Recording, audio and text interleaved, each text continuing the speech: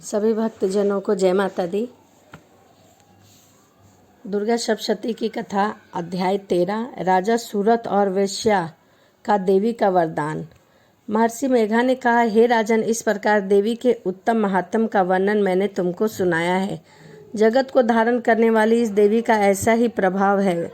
वही देवी ज्ञान देने वाली है और भगवान विष्णु की इस माया के प्रभाव से तुम और यह वेश्या तथा अन्य विवेकी जन मोहित होते हो और भविष्य में मोहित होगे। हे राजन, तुम इसी परमेश्वरी की शरण में जाओ, यही भगवती की आराधना करो। मनुष्य को भोग, स्वर्ग तथा मोक्ष प्रदान करती है। मार्कंडेय जी ने कहा, महर्षि मेघा की यह बात सुनकर राजा सूरत ने उन उग्र व्रत वाले ऋषि को प्रणाम किया और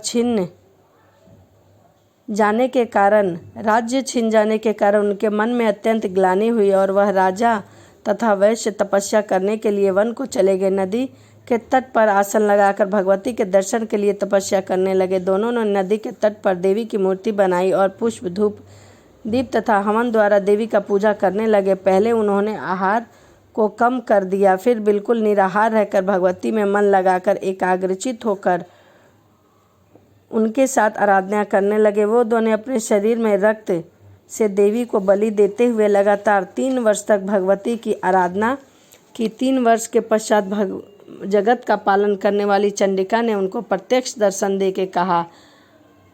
देवी बोली, हे राजन, आपने कुल को प्रसन्न करने वाले वेश्या, तुम जिस वर की इच्छा रखते हो वह मुझसे मांगो। वह वर मैं तुम्हें अवश्य दूंगी, क्योंकि मैं तुम पर अत्यंत प्रसन्न हूँ। मार्कंडेय जी ने कहा कि यह सुन राजा ने अगले जन्म में नष्ट न होने वाला अखंड राज्य और इस जन्म में बलपूर्वक अपने शत्रु को नष्ट करने के पश्चात अपना पुनः राज्य प्राप्त करने के लिए भगवती से वरदान मांगा। और वेश्या ने भी, जिसका चित्त संसार की ओर से विरक्त हो चुका था, अतः भगवती ने अपनी ममता तथा अहंकार रूप और शक्ति को नष्ट कर देने वाले ज्ञान को देने के लिए कहा। देवी ने कहा, हे राजन, तुम शीघ्र ही अपने शत्रुओं को मारकर पुनः अपना राज्य प्राप्त कर लोगे। तुम्हारा राज्य स्थिर रहने वाला होगा। फिर मृत्यु के पश्चात तुम सूर्य देव के अंश में जन्म लेकर सार्विक मन्नु के नाम से इस पृथ्वी पर विख्यात को प्राप्त होगे। हे वेश्या कुल में श्रेष्ठ, आपने जो मुझसे वर मांगा है वह आपको देती हूँ। आपको मोक्ष के देने वाले ज्ञान की प्राप्ति होगी। मार्कंडेय जी कहते हैं, इस प्रकार उन दोनों को मनवांछित वर प्रदान कर तथा उनमें अपनी स्तुति सुनकर भगवती अंतराध्य हो गई। और इस प्रकार क्षत्रिय ने श्रेष्ठ वह राजा सूरत भगवान सूर्यदेव से जन्म लेकर इस पृथ्वी पर सार्विक मन्नु के नाम से विख्यात हुआ। दुर्गा सप्तशती की कथा अध्याय 13 यहीं समाप्त होता है। मैंने वीडियो के माध्यम से आपको दुर्गा सप्तशती की कथा 1 से लेकर 13 तक सभी अध्याय एक एक करके सुनाया है।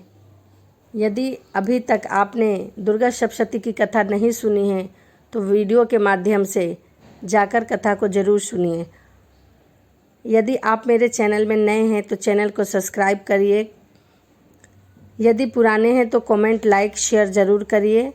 और माता रानी आप पर सभी कृपाएं बनाए रखें। तो इसी के साथ चलिए मिलते हैं अगली वीडियो में। जय माता दी।